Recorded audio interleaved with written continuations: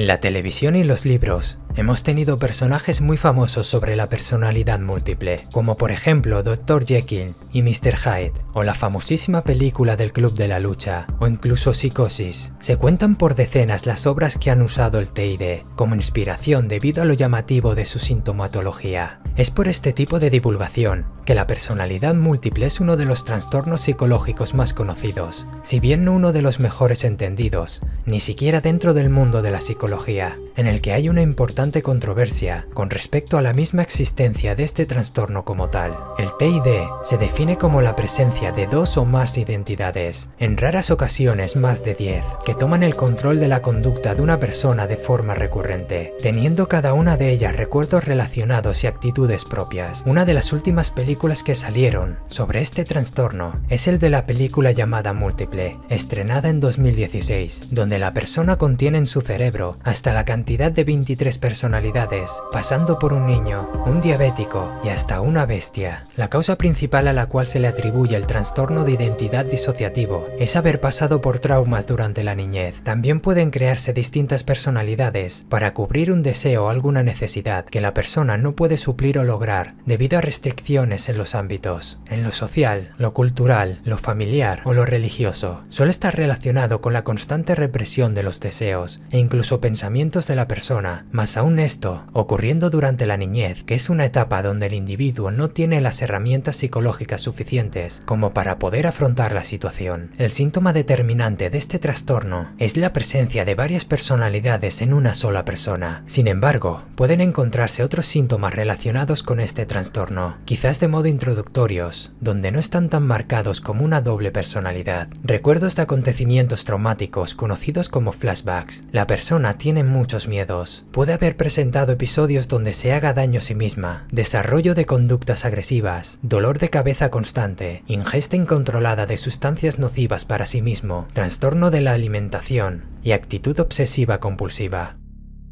Este trastorno fue descubierto en 1791. El primer caso conocido de personalidad múltiple se detectó por el médico de origen alemán, Everard Gmelin, en el año 1791. Este médico trató a una chica alemana que de repente empezaba a hablar en francés o en alemán con acento francés. Existía una relación entre las dos personalidades, ya que la personalidad secundaria conocía la primaria y mantenía sus recuerdos, aunque la primaria no conocía la secundaria. Según el médico, la chica podía cambiar de personalidad con un sencillo movimiento de las manos. Aunque luego este caso se recopiló como información de muchos otros, este era un trastorno que no estaba aprobado por la Asociación Americana de Psicología y no fue sino hasta el año 1980 que se reconoció de forma oficial gracias a la publicación de un libro llamado Civil, publicado por una psiquiatra de nombre Flora Reta. Era el caso real de una chica que tenía un total de 16 personalidades, aunque todavía existen especialistas que cuestionan la veracidad de esta patología y la consideran un trastorno causado por la influencia cultural y mediática.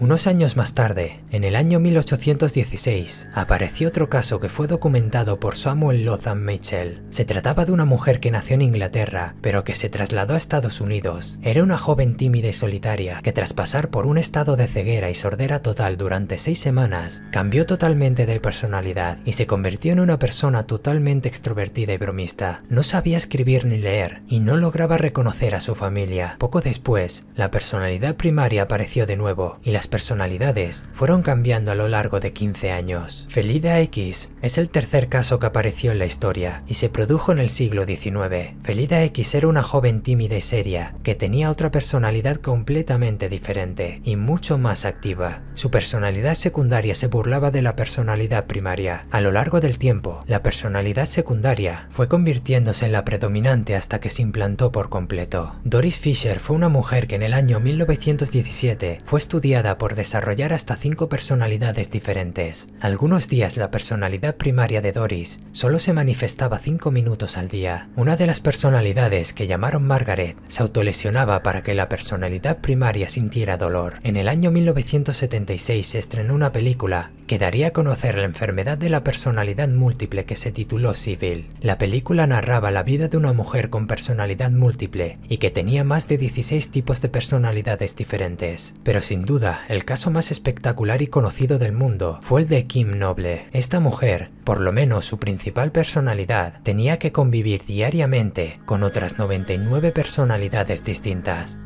¿Cómo sería vivir con 99 personas que controlan tu vida? Kim Noble vive con este problema y llega a tener hasta 4 o 5 personalidades al día. Kim nació en Inglaterra en los años 60, en una familia infeliz de obreros. Desde pequeña sufrió abusos físicos y podría haber contribuido a los problemas mentales que sufrió desde que era adolescente. De hecho, Kim dijo que sus personalidades más destructivas aparecieron cuando tenía unos 20 años. Julie era una de ellas. Kim era conductora de una furgoneta y un día apareció Julie mientras conducía y le hizo chocarse contra varios coches aparcados. Otra experiencia destructiva fue cuando una de sus personalidades, llamada Hailey, fue involucrada en una red de pedófilos. Cuando Kim pudo recuperar el control, fue directamente a la policía. A partir de ahí, empezó a recibir amenazas de muerte. Alguien le lanzó ácido en la cara y casi quemaron su casa. Finalmente, en 1995, Kim fue diagnosticada con trastorno de identidad disociativo y está siendo tratada desde entonces. Por suerte, ahora una de sus personalidades más calmadas y responsables, llamada Patricia, se ha convertido en la personalidad dominante.